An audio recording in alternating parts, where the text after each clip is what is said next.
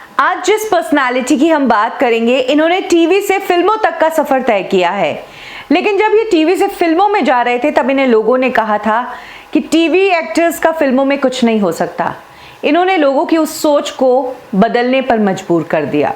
एक टाइम था जब ये कॉफी शॉप में जॉब किया करते थे और वहां पर लोगों की फिल्मी बातें सुना करते थे।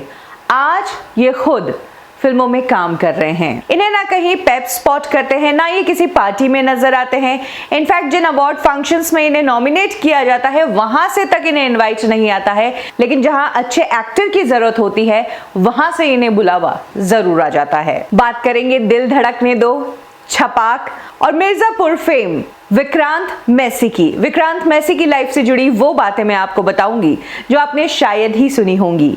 कब विक्रांत मैसी को इरफान खान ने एक्टिंग के लिए इंस्पायर किया, क्यों विक्रांत मैसी ने अपने पूरे करियर में पोर्टफोलियो शूट कभी नहीं करवाया, और कैसे वर्सोवा में रहने वाला सोनू मुंबई में आकर मिर्जापुर से बना बबलू भैया।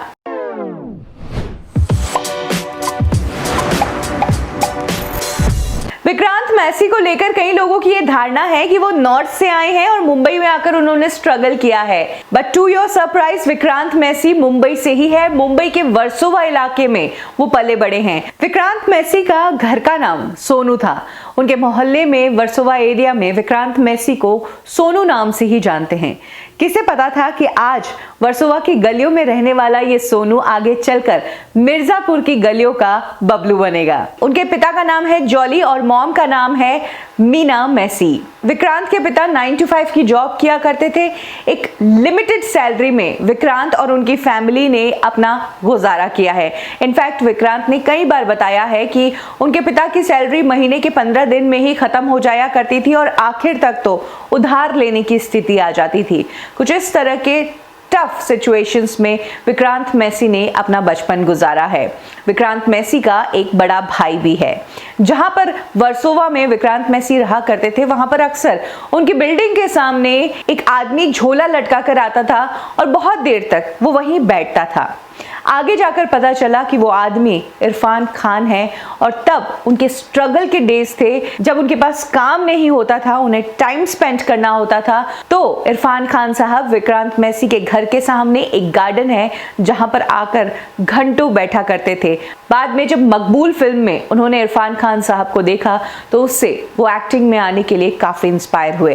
वैसे कम ही लोग जानते हैं कि सेकेंड स्टैंडर्ड में जब विक्रांत मैसी थे तभी उन्होंने अपना पहला मॉडलिंग असाइनमेंट किया था। यह असाइनमेंट एक मैगजीन के लिए था जिसमें विक्रांत मैसी उनकी मॉम के साथ नजर आए थे और इस असाइनमेंट के लिए उन्हें 200 रुपए मिले थे। विक्रांत मैसी ने अपने स्कूल में डांस कंपटीशन और प्लेज में पार्ट लेना शुरू किया और तब उनके टीचर्स को लगा कि इन्हें ड्रामेटिक्स में जाना चाहिए। यही कारण था कि उनके स्कूल टीचर के कहने पर विक्रांत मैसी को ड्रामेटिक्स पर अलग से फोकस दिलवाया गया। 10th आते आते विक्रांत मैसी को जिंदगी को लेकर समझ आने लगी। पिता एक 9 to 5 जॉब में थे और एक फिक्स अमाउंट घर में आता था जिससे अब गुजारा करना बड़ा मुश्किल हो गया था, क्योंकि विक्रांत और उनके भाई दोनों बड़े हो गए थे। एजुकेशन से लेकर हर चीज से लेकर खर्चे बढ़ने लगे थे। यही वो टाइम था जब विक्रांत मैसी ने वर्सोवा के एक कैफे में कैफे बॉय का काम करना शुरू कर दिया, जिसमें वो कॉफी भी सर्व करते थे और टेबल भी साफ करते थे। वर्सोवा इंडस्ट्री का वो एरिया है जहां पर ज्यादातर फिल्मी मीटिंग्स हुआ करती थी और इस दौरान विक्रांत मैसी ने फिल्म वालों की कहानियां बहुत सुनी है और यहीं से जिस दुनिया के अंदर उन्हें घुसना था उसकी काफी कुछ जानकारी भी उन्हें हो रही थी। 10th स्टैंडर्ड में जब विक्रांत मैसी आए तो उन्होंने शामक दावर की क्लासेस ज्वाइन की। स्कूल खत्म करने के बाद वो वहीं पर जाया करते थे। विक्रांत मैसी ने इतनी मेहनत की, उनका काम इतना अच्छा लगा कि शामक दावर ने 40 लोगों के एक स्पेशल टीम में विक्रांत मैसी को इंक्लूड कर दिया था, जो कि शामक दावर के असिस्टेंट कोरियोग्राफर के रूप में काम करते थे। इस दौरान विक्रांत मैसी ने कई सारे बच्चों को डांस सिखाया, जिसमें से ज्यादातर बच्चे सेक्स वर्कर्स के बच्चे थे और इस जॉब से विक्रांत मैसी को महीने के 1500 रुपए मिलते थे। लेकिन अब वो समय आ गया था जब विक्रांत मैसी को अपनी एजुकेशन को भी खुद ही सपोर्ट करना था। उनकी फैमिली इस स्थिति में नहीं थी कि उनकी एजुकेशन को सपोर्ट करे। माता पिता ने पढ़ा दिया था, अब आगे विक्रांत मैसी को खुद ही बढ़ना था। यही कारण था कि शामक दावर के असिस्टेंट के तौर पर काम करने के साथ साथ विक्रांत मैसी ने फ्लाइट अटेंडेंट की जॉब के लिए भी अप्लाई कर दिया। इस जॉब के लिए उन्होंने तकरीबन सारे राउंड्स क्लियर कर दिए थे। इसी दौरान विक्रांत मैसी एक बार अपने फ्रेंड्स के साथ वर्सोवा में ही एक रेस्टोरेंट में गए। रेस्टोरेंट में बाथरूम की क्यू में जब विक्रांत मैसी खड़े थे तब एक प्रोड्यूसर उनके पास आया और उसने विक्रांत मैसी को एक शो में एक रोल ऑफर किया। ये रोल एक्टिंग का रोल था। विक्रांत मैसी को लुक के हिसाब से ही उस प्रोड्यूसर ने ये शो ऑफर कर दिया था। विक्रांत मैसी इस ऑफर को लेकर अट्रैक्ट नहीं थे, लेकिन जब प्रोड्यूसर ने बताया कि तुम्हें इसके लिए पर डे 6,000 रुपया मिलेगा, तब विक्रांत मैसी सोचने पर मजबूर हो गए कि क्या किया जाए। वो ऑलरेडी शामक दावर के वहां से 1,500 रुपए कमा रहे थे और फ्लाइट अटेंडेंट की जॉब ऑलमोस्ट उन्हें मिल चुकी थी। ऐसे में विक्रांत मैसी के सामने दो रास्ते थे। एक रास्ता जो अभी शुरू होने जा रहा है, पैसा दिख रहा है लेकिन आगे गड़बड़ भी हो सकती है, जो कि अक्सर फिल्म इंडस्ट्री में होती है, और दूसरी तरफ एक फिक्स इनकम आ रही है, इनकम बढ़ने जा रही है एक और जॉब से। तो कौन सा रास्ता अपनाए? जिंदगी सबको इस तरीके की सिचुएशन में डालती है और यहीं पर काम आता है आपका डिसीजन पावर और आपकी इंस्टिंक्ट कि आप चाहते क्या हो। विक्रांत मैसी ने जिंदगी के इस पॉइंट पर अपनी चाहत को फॉलो किया। उन्होंने ये प्रोजेक्ट साइन कर लिया और शूट पर जाने लगे। इनिशियली विक्रांत मैसी को काम नहीं आता था, बहुत मुश्किलों का सामना करना पड़ा उन्हें, काफी टेक्स लेने पड़े। कई दिनों तक इस शो की शूटिंग हुई। ये शो था कहाँ हूं मैं। इस शो की शूटिंग तो विक्रांत मैसी ने कर ली, लेकिन कुछ समय बाद पता चला कि ये शो बीच में ही बंद हो गया और ये शो कभी टेलीकास्ट हो ही नहीं पाया। विक्रांत मैसी एक बार फिर से जॉबलेस हो गए थे और उन्होंने फिर से अपने डिसीजन को डाउट किया कि यार मैंने गलत डिसीजन ले लिया। इसी दौरान विक्रांत मैसी ने जिस प्रोडक्शन कंपनी के लिए ये शो किया था, उसी प्रोडक्शन कंपनी से उन्होंने एक जॉब मांगी। तब इस प्रोडक्शन कंपनी ने विक्रांत मैसी को असिस्टेंट प्रोड्यूसर की जॉब दी, जिसमें उन्हें ऑडिशंस लेने पड़ते थे। विक्रांत मैसी कैमरे के पीछे हुआ करते थे और कई सारे एक्टर्स तब ऑडिशंस देने आते थे। ऑडिशंस वाला प्रोसेस तो विक्रांत मैसी ने पूरी तरीके से समझा, लेकिन उसके बाद का जो प्रोसेस होता है वो काफी डिसहार्टनिंग था। विक्रांत मैसी का कहना है कि इतने थोक भाव में पिक्चर्स आते थे एक्टर्स के, और क्योंकि वो खुद एक स्ट्रगलिंग एक्टर थे, वो समझ सकते थे कि इन एक्टर्स के लिए पोर्टफोलियो शूट करवाना कितना महंगा काम है। कई बार पैसे उधार लेकर, कई बार इस उम्मीद पर कि ये पोर्टफोलियो आगे चलकर उनके लिए बड़े पर्दे का रास्ता बन सकता है, लोग अपना पोर्टफोलियो शूट करवाते हैं। फाइल्स लेकर पूरे मुंबई के सारे प्रोडक्शन हाउसेस के चक्कर लगाते हैं, और ये कास्टिंग ऑफिसेस उन पोर्टफोलियो पिक्चर्स का क्या करते हैं? डस्टबिन में डालते हैं। विक्रांत मैसी ने खुद अपने एक इंटरव्यू में बताया कि जब वो कास्टिंग का काम कर रहे थे तब इतने सारे पिक्चर्स थे जो अलग अलग डस्टबिन्स में डंप किए जाते थे, फाड़ दिए जाते थे, फेंक दिए जाते थे। ये हाल होता है उन पोर्टफोलियोज का। इसीलिए विक्रांत मैसी ने डिसाइड कर लिया था कि वो जिंदगी में कभी पोर्टफोलियो शूट नहीं करवाएंगे। वो जाकर ऑडिशन दे देंगे, प्रोडक्शन हाउसेस के चक्कर लगा देंगे, लेकिन ये काम नहीं करेंगे। विक्रांत मैसी इंडस्ट्री में तो आ गए थे, लेकिन काम कुछ और कर रहे थे। इसी दौरान उन्हें काम मिला एक शो में। डिज्नी का ये शो था जिसका नाम था धूम मचाओ धूम, और इसके साथ ही विक्रांत मैसी ने उस दौरान दूरदर्शन के लिए भी एक शो किया था। ये एक्सपीरियंस विक्रांत मैसी के लिए एक्टिंग का लर्निंग एक्सपीरियंस साबित हुआ। विक्रांत मैसी ने अपनी ग्रेजुएशन कंप्लीट की और उसके बाद उन्होंने अपना फुल फोकस एक्टिंग पर ही लगा दिया, और लक उनके साथ था। मेहनत करने के लिए वो तैयार थे, इसीलिए आगे से आगे उनके लिए रास्ते खुलते रहे। उस दौरान एनडीटीवी इमेजिन पर एक शो आया था धर्मवीर, और इस शो में धर्म का किरदार विक्रांत मैसी को मिला था, और यहीं से विक्रांत मैसी की छोटे पर्दे की शुरुआत हो गई।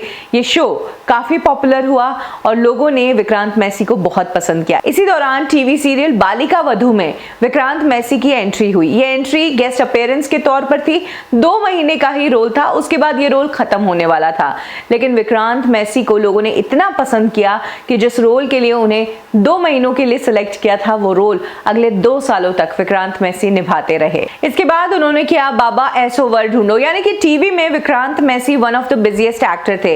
लेकिन अब वो टाइम आ गया था जब विक्रांत मैसी ने अपने आप के लिए अच्छा पैसा कमा लिया था, वो सेल्फ डिपेंडेंट हो गए थे, फैमिली को भी सिक्योर कर लिया था, और अब टाइम था अपने आप को नया चैलेंज देने का।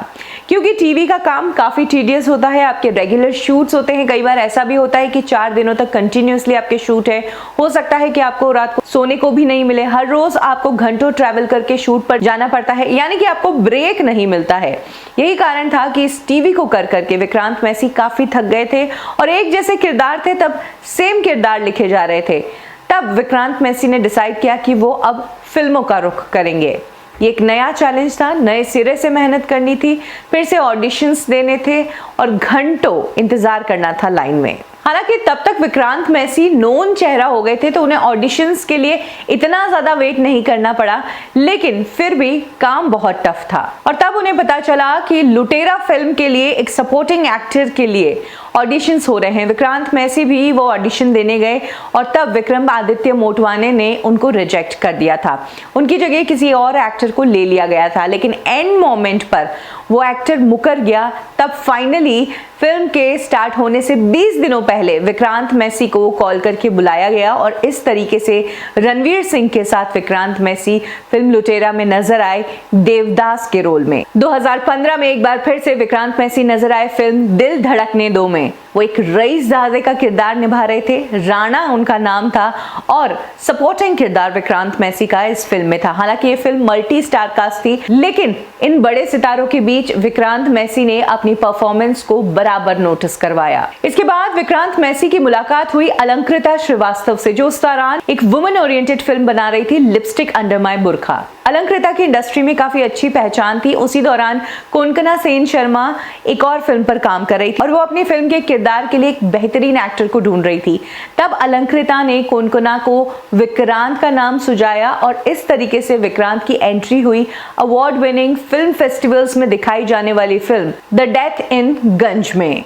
इस फिल्म के लिए विक्रांत मैसी की परफॉर्मेंस को बहुत तारीफ मिली क्रिटिक्स की तरफ से। इनफैक्ट फिल्म फेयर अवार्ड्स के लिए विक्रांत मैसी को नॉमिनेट भी किया गया था क्रिटिक्स की तरफ से, और शायद यही वो अवार्ड शो था जिसके लिए विक्रांत मैसी ने हाल ही में खुलासा किया था कि किस तरह से एक बड़े अवार्ड शो ने उन्हें नॉमिनेट किया था, लेकिन उस अवार्ड शो ने विक्रांत मैसी को एज ए गेस्ट इस शो में इनवाइट ही नहीं किया था।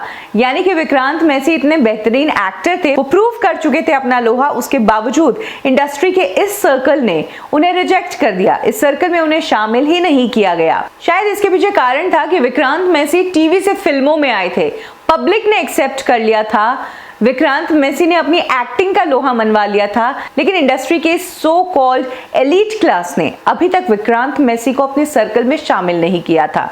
और सबसे बड़ी बात, विक्रांत मैसी को इन चीजों की जरूरत भी नहीं थी, क्योंकि आगे से आगे बेहतरीन रोल्स उनका इंतजार कर रहे थे और फोकस अवार्ड्स मिलना या अवार्ड फंक्शन में बड़े लोगों के साथ बैठना कभी था ही नहीं।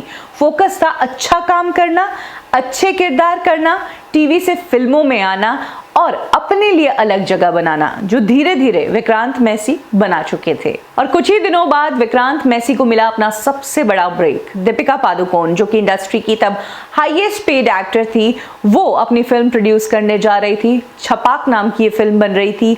एक एसिड अटैक विक्टिम लक्ष्मी की लाइफ पर यह फिल्म थी और इस फिल्म में लीड हीरो के रूप में विक्रांत मैसी नजर आए। नो डाउट इस फिल्म में विक्रांत मैसी का अच्छा खासा रोल था और विक्रांत मैसी के करियर का ये सबसे बड़ा अचीवमेंट था। हालांकि फिल्म बॉक्स ऑफिस पर कुछ खास परफॉर्म नहीं कर पाई, एक नेगेटिव स्टोरी पर बेस्ड थी, साथ ही फिल्म को लेकर कंट्रोवर्सीज भी बहुत हो गई थी। जहां एक तरफ फिल्मों में विक्रांत मैसी आगे बढ़ रहे थे, वहीं ओटीटी प्लेटफॉर्म्स इन तरह के एक्टर्स के लिए एक ब्लेसिंग साबित हुए। इसी दौरान विक्रांत मैसी को रोल मिला मिर्जापुर में बबलू का। इनिशियली ये रोल दिव्येंदु को मिला था, जिन्होंने आगे चलकर मुन्ना का किरदार किया और फिर बबलू बने Vikrant Massey. Made in Heaven, Criminal Justice, Broken but Beautiful, ये वो सीरीज है जिसमें विक्रांत मैसी के काम को बेहद पसंद किया गया। विक्रांत मैसी ने एज ए लीड हीरो एक फिल्म की यामी गौतम के साथ, गिनी वेड्स सनी, और इस फिल्म में विक्रांत मैसी लीड हीरो थे, सिंगल हीरो थे। यानी कि जिस सफर की शुरुआत विक्रांत मैसी ने 2003 से की थी, वो सफर अब सक्सेस के रूप में बदल रहा था। कहाँ एक टाइम पर शामक दावर के असिस्टेंट थे, उसके बाद सीरियल्स में किरदार निभाए, उसके बाद फिल्मों में साइड रोल्स निभाए, सपोर्टिंग रोल्स निभाए और अब बारी आ गई लीड रोल्स की। विक्रांत मैसी फिलहाल 14 फेरे में काम कर रहे हैं। ऐसा नहीं है कि विक्रांत मैसी का ये पूरा सफर जो है बहुत ही फास्ट रहा और एक के बाद एक चीजें उन्हें तुरंत मिलती गई या उनका इंतजार करती रही। इस बीच में विक्रांत मैसी के लिए काफी डल समय भी आया, जब रिजेक्शंस हुए, जब उन्हें रिप्लेस कर दिया गया, जब उनके पास काम ही नहीं था और पता नहीं था कि आगे क्या करना है। उस टफ टाइम में विक्रांत मैसी वो दिन याद करते हैं जब आमिर खान ने उन्हें कॉल किया था और उनकी तारीफ की थी। विक्रांत मैसी की दिल धड़कने दो फिल्म की जो परफॉर्मेंस थी वो आमिर खान को काफ़ी पसंद आई थी। आपको बता दें कि आमिर खान ने इस फिल्म में वॉइस ओवर दिया था, डॉग की आवाज़ वो बने थे। इस फिल्म में विक्रांत मैसी का काम आमिर खान को इतना पसंद आया कि एक कॉल करके आमिर खान ने बहुत देर तक विक्रांत मैसी को प्रेज किया था और उसी अचीवमेंट को विक्रांत मैसी अपने डाउन टाइम में याद करते हैं कि आमिर खान जैसे एक्टर से अगर उन्हें तारीफ मिली है तो उनमें दम तो होगा ही, बस सही समय का इंतजार करना चाहिए। अगर बात करें करंट सिनेरियो की तो अभी विक्रांत मैसी अपने करियर के पीक टाइम पर है। सबसे ज़्यादा फिल्में उन्होंने इस साल की है और आने वाले टाइम के लिए भी उन्होंने बहुत सारे प्रोजेक्ट साइन कर लिए हैं। इसके अलावा विक्रांत मैसी ने अपनी लाइफ पार्टनर भी चूज कर ली है। ब्रोकन बट ब्यूटीफुल में उनकी जो एक्ट्रेस थी शीतल ठाकुर, इस शो के दौरान ही उन्हें शीतल ठाकुर से प्यार हो गया, जिसके बाद ये दोनों 4 सालों तक रिलेशनशिप में थे। हाल ही में लॉकडाउन जब लगा तो विक्रांत मैसी ने अपना पूरा लॉकडाउन का समय शीतल के साथ ही बिताया। विक्रांत मैसी की ये स्टोरी उन लोगों के लिए एक इंस्पिरेशन है जो एक मिडिल क्लास फैमिली में मुश्किलों से गुजरते हुए, पढ़ाई अच्छी करते हुए भी साथ में एक सपना लेकर चलते हैं कि आगे जाकर जब सही समय आएगा तो जॉब की जगह मैं भी अपने सपने को सच करना चाहूंगा। और इसी स्टोरी का एग्जाम्पल है विक्रांत मैसी। वर्सोवा में रहने वाले, कॉफी शॉप में काम करने वाले, एक फिल्म से रिजेक्ट होने वाले, कई दिनों तक जॉबलेस बैठने वाले विक्रांत मैसी अगर इस इंडस्ट्री में आकर टीवी से फिल्मों में आते हैं, सपोर्टिंग एक्टर बन सकते हैं और उसके बाद लीड एक्टर बन सकते हैं, तो फिर हम भी ये कर सकते हैं। चाहते तो विक्रांत मैसी बीच में थक हार के वो इस इंडस्ट्री को छोड़ भी सकते थे। वो एक्टिंग के बजाय कुछ और प्रोफेशन भी कर सकते थे, जैसे कि ज़्यादातर लोग करते हैं। वो प्रोडक्शन में चले जाते हैं, कोई ट्रेनर बन जाता है, कोई डिस्ट्रीब्यूटर बन जाता है। लेकिन विक्रांत मैसी ने अपने इस ट्रैक को छोड़ा नहीं। बुरे टाइम में भी वो अपने इस ट्रैक पर डटे रहे, पेशेंस रखा, सही टाइम का इंतज़ार किया और इंतज़ार का उन्हें ये फल भी मिला।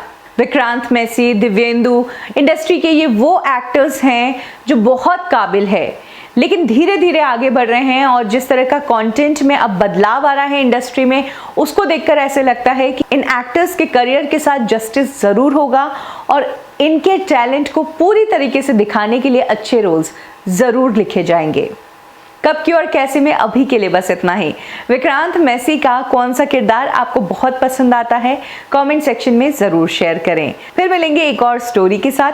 तब तक के लिए लाइक करें हमारा फेसबुक पेज बॉलीवुड ठिकाना, फॉलो करें हमें इंस्टा पे और सब्सक्राइब करें हमारा यूट्यूब चैनल बॉलीवुड ठिकाना।